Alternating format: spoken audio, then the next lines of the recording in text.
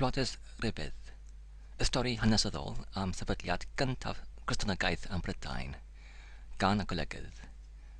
Pennod 6. Prawf cyfreithiol yn rhufain. Buasai'n anrhydd in unrhyw wyddfodwr deall fod juniors a pwdens am bell rhag bod yn deallriaid i'w gilydd. Mae'n wir nad oedd juniors ar y gyntaf wedi adnabod ei wrthwynebydd, ond nid oedd hynny yn beth i'w chryfedu.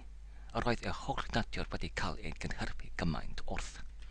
Weled y dynas yn cael ei dwyn o'i afael a'i dymladau dialgar wedi ei gyffroi gymaint ac y gwrthhyrthiad disermoni oedd ef ei hun wedi gael, fel yr oedd yn dall i bob beth ond chwant dial. Gwelid pwdens oedd yn fwy hunan feddiannol, ond adnabod juniors can gynted ac y daith i'w olwg. Cyffaoedd ei enw hefyd mewn dull oedd yn dangos nad oedd yn meddu y syniadau uchaf amdano. Pan ddaeth juniors hefyd ar ôl ei orchfygiad i deall pwy oedd ei wrthwynebydd, dangosodd gymaint o ysbryd dial ac abrofau ar unwaith ei bod ef a pwdens yn hen elynion. Os nad oedd syniadau ar olaf amdano ef yn uchel, nid oedd ei dymladau yn tuag at pwdens yn frawdol. Yr oedd yn amlwg i'r gwyddfodolwyr fod yno elyniaeth dwfnwreiddiol yn bodoli rhwng y dau oedd newydd ymladd yr ordes, gynlyniaeth yr hwn o dri pwdens arddangosau ei hun mewn arwydd taflu sarhad ar y llall ac yn juniors a fflamiau yn fwy amlwg mewn ysbryd mor dialgar fel nad oedd ond gwaed calon ei orchfygwr allai ei foddhau. Beth allai fod y rheswm am y elyniaeth yma? Nes gallai fod yr amgylchydau hynod oeddent newydd gymryd lle yn y goedwig fod wedi bod yn achos. Nid oedd y rhai hynny ond dablygydau effeithiau achos blaenorol. I gael gafal yn yr achos hwnnw, mae yn afynol ymened ynol o ran amser i adeg rhyw 4 blynedd cyn y digwyddiadau ydym wedi gofnodi ac o ran lle i rhufain ei hun brifddinas y byd. Yn rhufain ynte, rhyw 4 blynedd cyn gyfnod ei hanes hwn, yr oedd amhlydd byneddwyr ieuanc cyfoethocaf ac yrthas olaf y brifddinas y Pendefig Juniors yn nodedig am ei dillchrydd o fyw ac yn dwyn enw amplith ei gyfoedion fel perchnig gyfoeth lawer. Yr oedd wedi llywodraethu amplith ei gyd-bendefigion am gryn amser. Heb yr un gystadlydd iddo, ond daeth cwmwl ar ffurfafyn ei glod.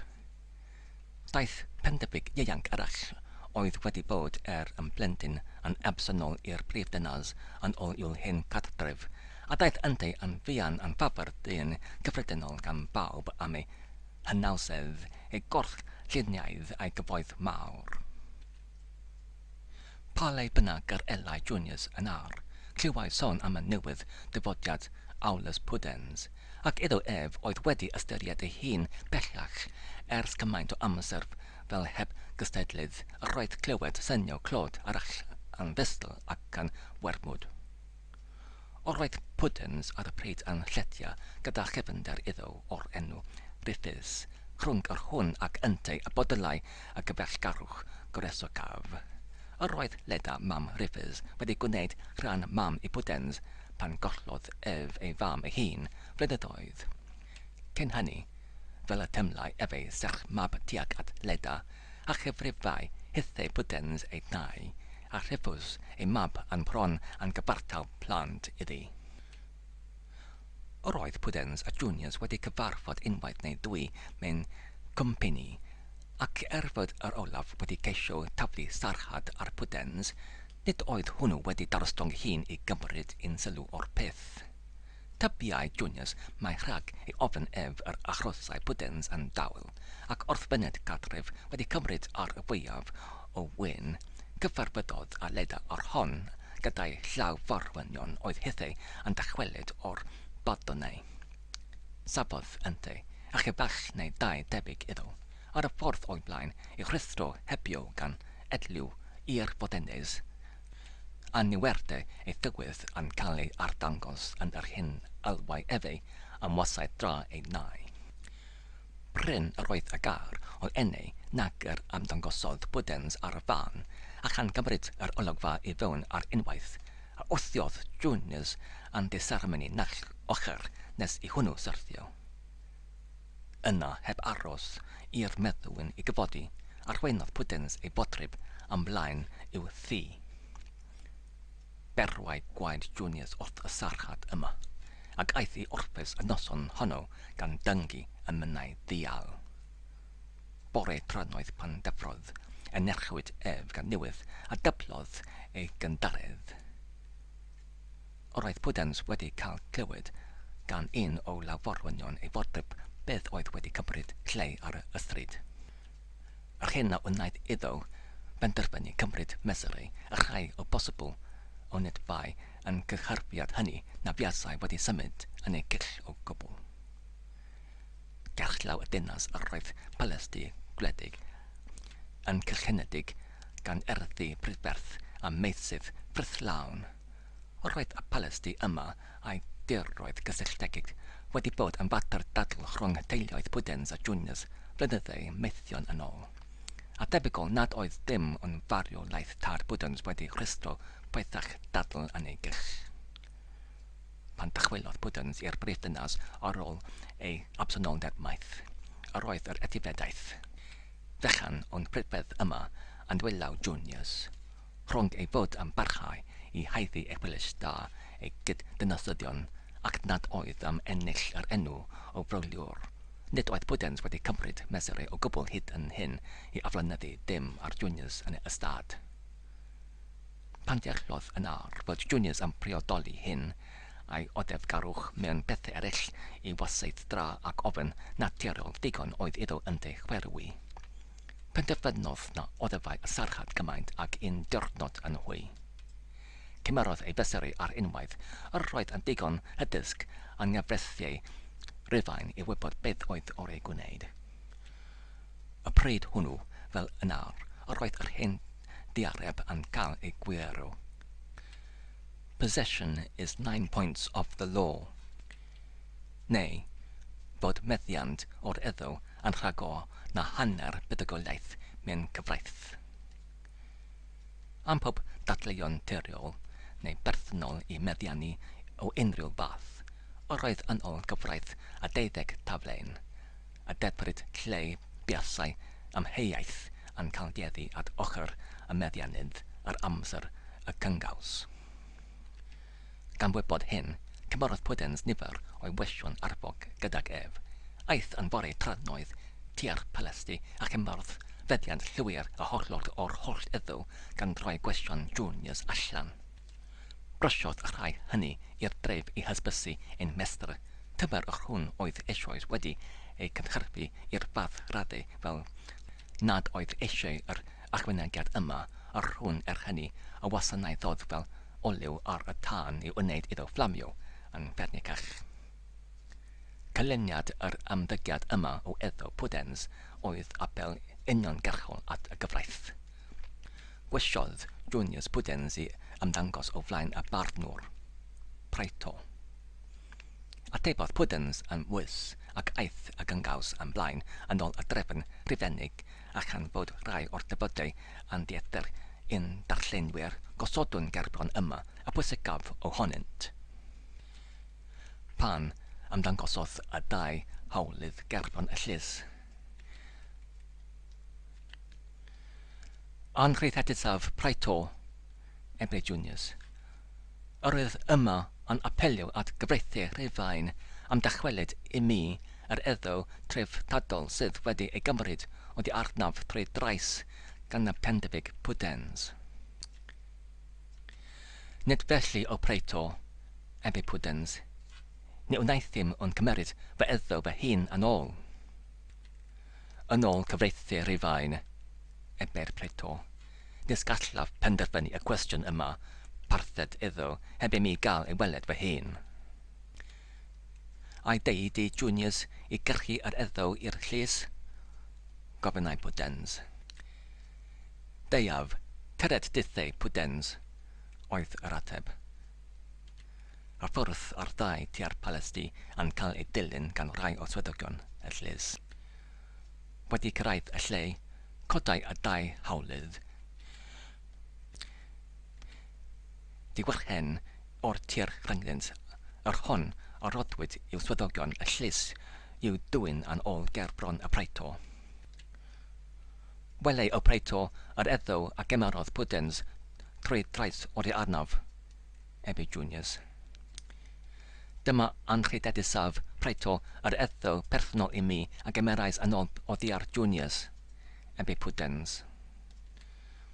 Fel hyn yr oedd un diwyrchen o'r ystad yn cael cynrychioli yr holl ystad ac i bwy bynnag o'r dau hawlydd y defrydau y preito a diwyrchen i hwnnw hefyd yn ôl cyfraith rhufain yr elai y cwbl.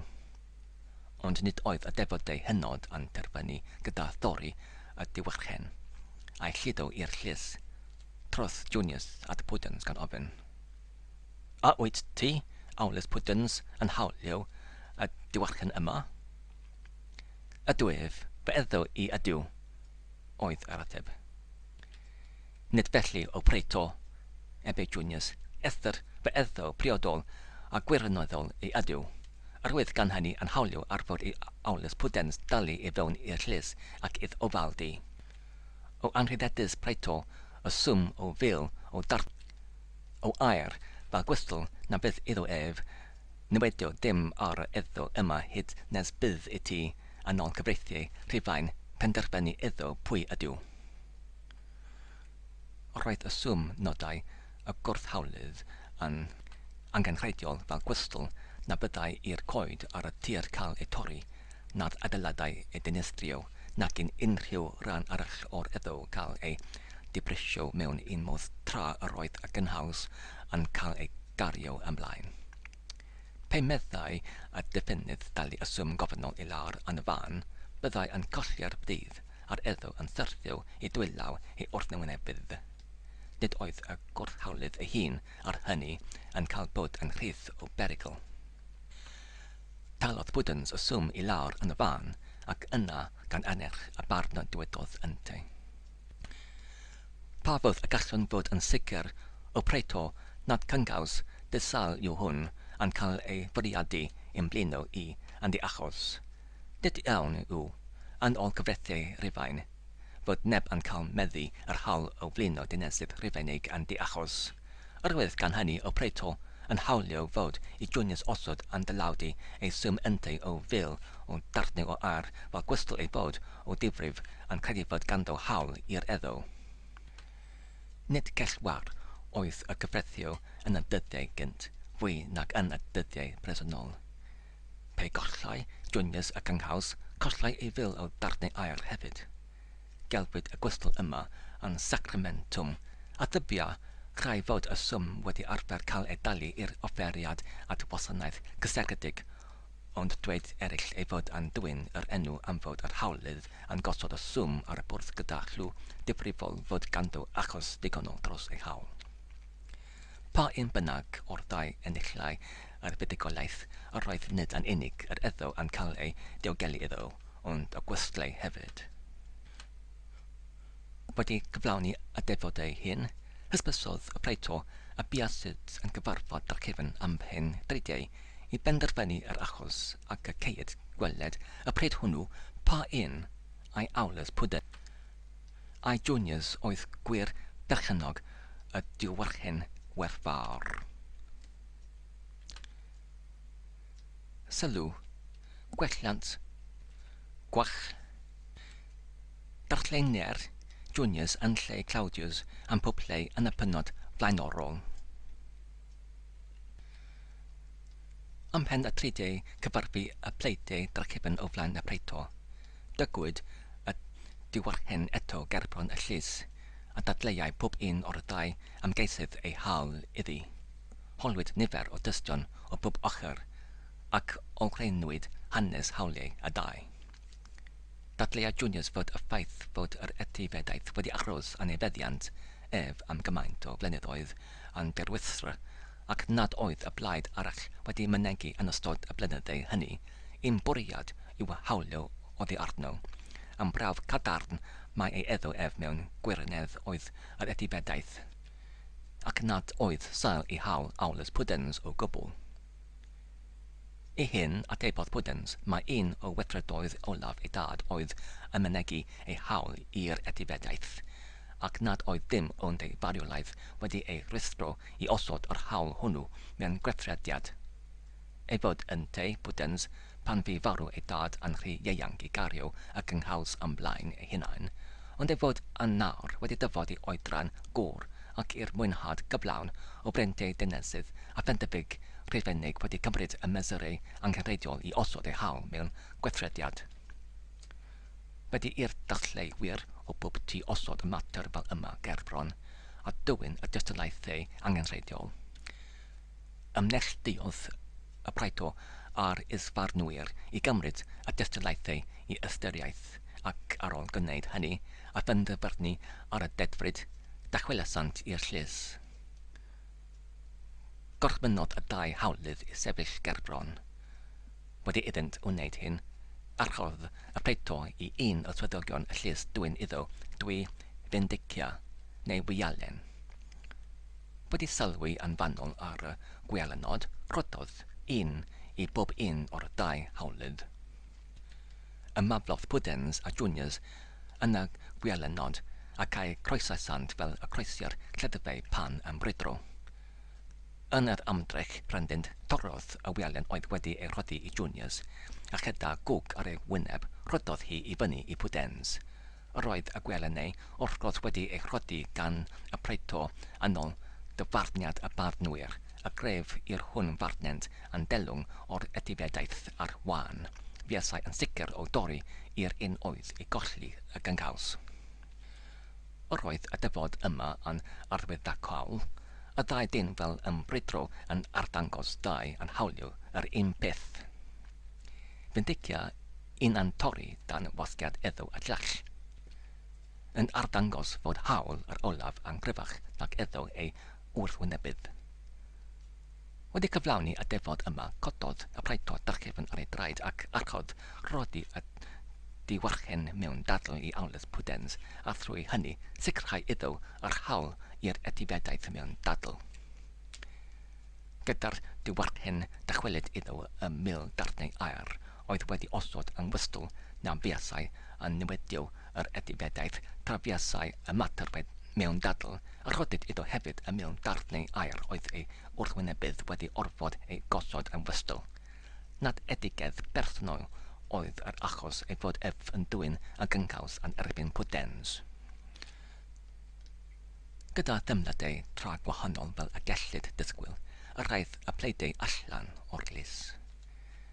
Temlau Pwdens yn naturol llawenydd fod ei drefftadaeth wedi dachwelyd iddo ar ôl bod cyhyd yn meddiant arall. Temlau hefyd yn fod hawys ei fod wedi rhodi gwers mor effeithiol i un oedd wedi sarchau cymaint arno a'i fod trwy hynny wedi amddiffyn enw da ei deulu. Eto, yn gymysgedig a hyn oll yr oedd yn bodoli yn ei fynwes rhyw gymaint o demlad dosteriol at ei elyn yn ei siomedigaeth a'i orfygiad, a benderfynodd dachwelyd iddo y mil darnau aer oedd Juniors wedi ei forfetio iddo. Naturiol hefyd oedd temladau siomedig a dialgar Juniors. Nis gallai un dyn yn ei sefyllfa ef lain a demlo ar un peth ac yndau i raddau. Ond i ddyn o natur a safle ac aferion Juniors, roedd yr gorfygiad cyhoeddus yma yn fwy nag a allai fod i dyn cyffredin. Efeu oedd wedi arfer blaenori am plyth bendifigion rhufain yn cael ei orfygu fel hyn mewn llys cyfraith cyhoeddus, a hynny gan dyn oedd wedi ceisio ei sarchau yn bob dill a modd. Yr etifeddaeth oedd wedi bod yn iddo oddi ar cyn cof ganddo, y palasti gwych a'i ymgylchoedd prydferth lle yr oedd ef wedi arfer gwahodd ei gyfellion llawen i dreulio wythnosau ar haf gydag ef. Wedi ei dwyn oddi arno, a hynny gan gystadlydd am flaenoriaeth amplydd bendifigion rhufain. Nid rhyfedd bod ei soriant yn fawr, ac nid rhyfedd achwaidd bod ei elyniaeth ar Pwdens wedi gwireddio yn difynach nag o'r blaen. daeth ei galon yn cartrefle i'r ysbryd dial mwyaf greulon, ac nad oedd ynddi erioed wedi ei dysgu nac wedi arfer ffrinno ei demladau gallu disgwyl a byddai y cyfarfod. Cyntaf rangddo a pwdens yn achlysur cweryl. Nid bu yr achlysur yn hir cyn dyfod. Roedd pwdens fel yr awgrymyd cyn amadal o'r llys wedi dechrau temlo tosteri at ei elyn gorffygedig. Enillodd y temlad hwn nerth adnewyddol pan y cafodd gyfle i neilltio o gynhyrf y llys a'i gyfellion. Cadarnhawyd ei penderfyniad i ystyn allan gangen hydachol y panwyddyn at ei elyn pan ynghorrodd ar penderfyges dangnefeddys leda.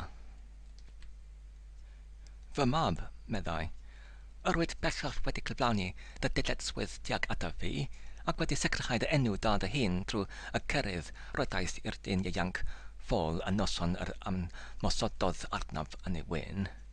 Roedd hefyd wedi cyflawni dy dyletswydd yn llawn at y deulu ath hynafiaid wrth adennill drwy rym arfau yn gyntaf a drwy rym gyfraith wedyn yr etifeddaeth fi aneddo iddyn hwy ac a dylasau bod aneddo i tithau.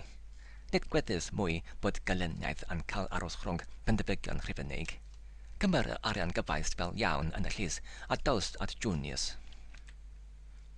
Myned at Junius yn sicr, ebau Rufus, oedd yn ystafell gyda'i fam a'i gyfynder. Mwy gweddys o lawr bod yr hwn sydd wedi troseddu yn dyfod at pwdens. Pwy glywodd sôn erioed am un o'n teulu ni yn ymostong i deulu Junius, nac i ran hynny i un teulu arall am blydd penderfygion rhufain. Fy mab, ebau ei fam, na bydded idd demledau dygario ymaith fel hyn.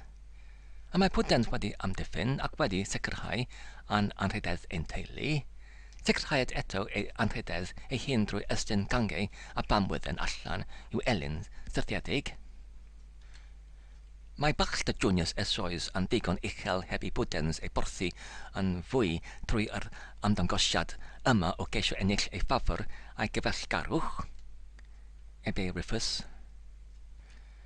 Na, Rufus, yn hytrach ystyria fod ei fallta esoes wedi cael y fath glwyf fel mae ei dyletswydd ni fel dynasyddion i'w ceisio gwella clwydd penderfyg rhifennig o'i fath ef. Ebau pwdens. Ond rhan fy hun yr oedd yn eithaf parod i'w wneud unrhyw beth sydd o fewn fy ngallu heb iselhau fy hun na dorostong fy anrhydedd tuag at iachau ei demladau doleriedig. Da iawn fy mab, ebau leda, y diwiau ath bendithio am y geriau hyn, a mae hon yn fuddugolaidd anrhyddedusach na'r un enillais ddwy gerbon y praeto mewn llys gyhoeddus yn gwydd dynasyddion rhufain. Tia wnneu fy ngais yn te? Gwnaf yn sicr, ebau pwdens. Wel, ebau Rufus, gan eich bod eich dau yn uno fel yma i borthu bachta Junius, nid oes gennyf ond ymostong, ond nid caniataf i pwdens fyned y hun. Pe felly nid oes ond y diwiau wir pa ystoriau fydd Junius yn hau ar hyd y dinas. Felly frad pwdens deiaf fyny gyda thi, ac emeraf ofal na chael Junius dangos gormod tracha. I hyn cytuniwyd ar bydnawn hwnnw aeth y dau gyfynder i chwilio am Junius. Cawsant ef yn gymdeithas nifer o'i gyfellion yn yr hafdi berthnol i'w balas yn y dinas. Pan ymdangosodd y dau gyfynder mor anisgwyladwy ger Efron, llamodd Junius ar ei draed a gofynodd yn drachaius. A oes gan pwdens hawl i'r etifeddaeth yma hefyd, fel y mae yn trawswthio ei hun yn gymdeithas fel gorysgynwr? Nid felly, Junius, ebau pwdens yn dawel. Nid hynny oedd fy amcan yn dyfod yma. Od nad hynny oedd eich amcan, ebau'r llall, gorau bo gyntaf a gymerwch eich ffordd yn ôl darchefn, na dybiwch i'r preito gyhoeddi barn o'ch plaid chwi ddoi, fod hynny yn rhodi hawl i'ch chwi awdurdio arnaf. Pe na biaswn wedi talu y gwystl yn llawn, biasau hawl gennych cymryd i am heddo yn gaeth i'ch chwi eich hunain, ond mynd na diwiau nid felly y mae, ac os na bydd eich chwifyned om gwybod, a hynny yn fian cyfyngaethion eich troi allan. Byddai cystal i tithau juniors a rafi cyn defnyddio geriau fel hyn at penderfygion rhufeinig, ebe rhuffydd yn gyffroes. Na thybia ein bod yn myned i diodef yn dal unrhyw sarhad o di ar dy law. Taw, Rufus, ebe pwdens. Juniors, ebe fe, gan droi at y benderfyg ieuanc, fernig wyllt. Na fyddet i ti gyffroel fel hyn. Nid gwedys yw fod penderfygion rhufain yn dywyn galeniaeth yn nall i'r llall. Na, ebe juniors yn wawdlyd, ond gwedys ia i benderfyg rhufeinig o deulu awlus pwdens gymryd edifiadaeth arall trwy drais a'i diogelu trwy glwgrobrio y badnwyr. Tywylydd arnad am dweud y gair, ebe pwdens, ond eto yr oedd yn dweud nad gwedys fod ein teuluoedd mewn gelinaeth at ein gilydd fel hyn. Nis gallaf yn unol am anrhydedd fy hun nac yn unol am dyletswydd at fy hunain fiaid. Ganiatai i ti dal yr edifiadaeth oedd ac sydd eto trwy dyfarniad y preito yn eddo i ni, ond gallaf yn unol a phob un o'r dau dachwelyd i ti ymyl darnau a'r osodaist yn wystl yn llaw y preito. Welai, hwynt i ti. A gosododd y god ar y bwdd. Beth? Bloeddiau juniors. Ai megis cardotyn yr ystyr i fi, fod yn rhaid i ti fy starchau trwy gynnig dy elusynau i mi? Dos, di ath elusynau ath edifiadaeth at deulu i hadeis. Mynd y diwiau achedig fyddai yn digon i wneud i mi ddaro lle y seifi. Gwylia beth wyt ar fedr wneithder, ebe Rufus yn cyfryngu. Na thybiad y fod i gael dy ffordd dy hun fel yma. Os oes eraill yn fodlon ymostong i'r sarhad, gallwn feddwl dy fod erbyn hyn yn gwybod digon am pwdens a mynd i deall a gellu rodi cam yn rhy bell. Ie, gweldiau a llall yr ydych yn diamhau yn gallu y morfwydd yn digon hyf i nghyfeillgarwch a fabiaeth y preto i wyb. Ped elai eich mater ger i bron ef, a gofalau am osod y bendicia wan yn fy llaw i ar un gref yn eich dwyla chwi. Mynd y diwiau pe byddai yr hen dill hoffau ein cyndedau mewn bri yn awr a pe yn lle y bendicia gorsynaidd y caffwn dadlau fy achos am lledydd yn fy llaw dysgon werth i chwi a diwgelwn fy eddo ar ein bryd.